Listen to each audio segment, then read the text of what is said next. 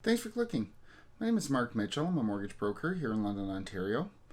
The Conservative Party of Canada released their platform yesterday, a 160-page long document outlining their vision and what they'll be campaigning on throughout this election that was called on Sunday. Included in the platform were a number of promises and ideas that they wanted to implement vis-a-vis the real estate market in Canada, more importantly, the mortgage market, and a number of important changes that they want to make. So I want to go through the top 6 promises in the Conservative platform as they stand in stark contrast both to what was released by the NDP last week and what we've seen out of the Liberal Party thus far. So I want to go over those 6 promises made by the Conservative Party and offer some a little bit of analysis on how they actually would affect the mortgage market in Canada going forward.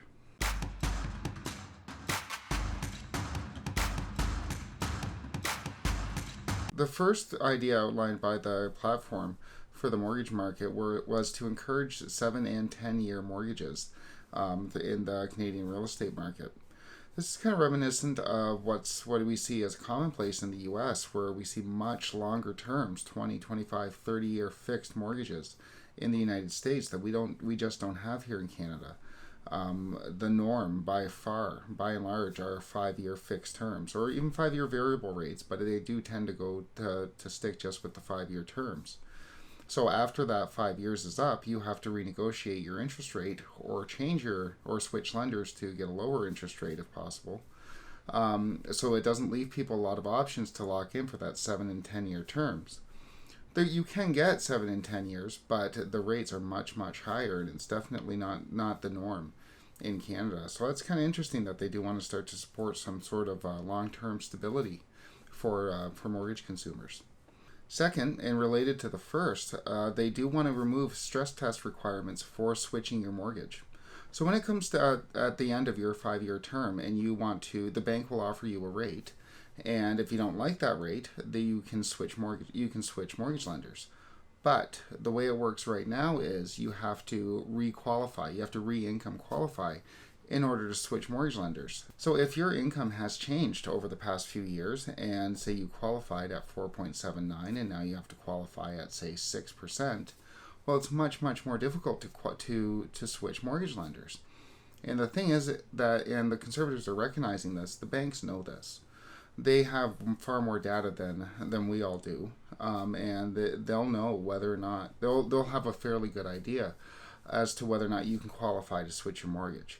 So whereas you might be able to get 2% with a different lender, the bank, knowing full well you can't leave, might offer you 2.25%. This definitely gives much more leverage on the part of the banks, and the Conservative platform does look to maybe reduce a bit of this power held by the banks over you and give you a little bit more choice, a little bit more power when you go to switch your mortgage. Third, the Conservative platform wants to increase the eligibility for mortgage insurance. Mortgage insurance is what you need when you put less than 20% down. Right now, the maximum purchase amount that you can get mortgage insurance on is $1 million, which may sound like a lot, especially for people buying real estate in London, although not so much anymore. But in places like Toronto and some of the other more expensive areas, you can get up to $1 million purchase price very quickly. And the minute you hit that $1 million, boom, you need to have 20% down. So what ErinO'Toole and the conservatives are laying out here is that you'll still be able to get mortgage insurance if the price were higher. So you can imagine if it was $1 million and you could get mortgage insurance on it, well, then that's the difference between 10 and 20% down. That's a difference of $100,000 down payment that you would need. So they're trying to raise those eligibility requirements, and that could definitely help with the affordability in places like Toronto and maybe London in the coming years. Fourth, the Conservative Party wants to fix the stress test to help small business owners and other entrepreneurs who write off a lot of their income. The platform isn't very specific on how they figure they're going to fix the stress test. One of the biggest issues for small business owners when they're trying to apply for a mortgage is that they write off so much of their income that it looks like they make a lot less than they do. I'm not sure how you'd fix this and allow them to write off all of their income and still qualify based on a higher amount. So it's not clear how he's going to fix this, but I mean, if that does come out in the coming weeks throughout the election, then we'll definitely address it. But for right now, it's not really clear what the platform means by this. Just that they want to fix the stress test.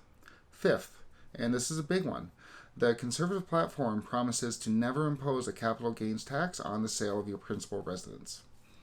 A lot of headlines were made throughout this year when RBC and other banks suggested that the government impose a tax on your principal residence when you sell it. And I mean, a lot of homeowners quite justifiably freaked because your principal residence is largely seen as a tax-free and a means of savings. So that was created quite a bit of controversy this year, and the Conservative platform says that they are not going to ever do that. Finally, the Conservatives offer to do a 2-year ban on foreign buyers of Canadian real estate. So you won't be able to own. Foreign buyers for the next 2 years will not be able to purchase Canadian real estate, which should help kind of cool down housing prices, as it will definitely tamp down demand.